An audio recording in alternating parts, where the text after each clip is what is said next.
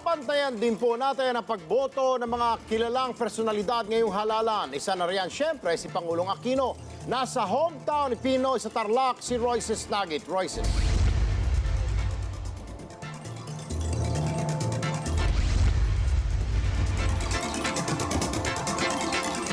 Dito nga sa Central Azucarera de Tarlac Elementary School, boboto si Pangulong Noynoy Aquino ngayong umaga. Dito lamang yan sa loob mismo ng Hacienda Luisita na pagmamay-ari rin ng angkan ng Pangulo. At yung Yellow Room, Erwin, na nakikita nyo sa aking likuran, yan mismo yung presinto na pagbobotohan ni Pangulong Noynoy Aquino mamaya. Ito rin yung same na presinto na pinagbotohan niya noong 2010 presidential elections.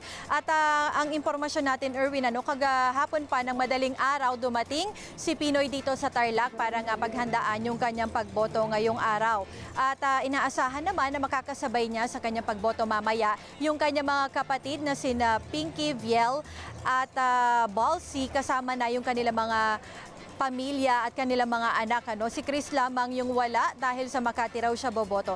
Kahapon pa nga lamang ay all set na yung seguridad dito dahil naabutan pa natin yung mga Presidential Security Group at saka yung mga Philippine Army na nagsiset up ng mga CCTV cameras around the area.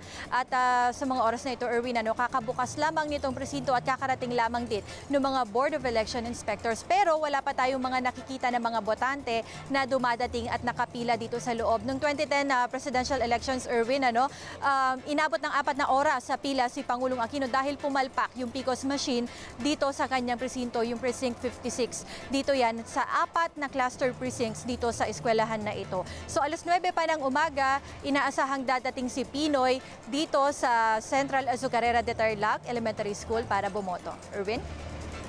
Maraming salamat sa iyo, Royces Nagit, live mula naman sa Tarlac.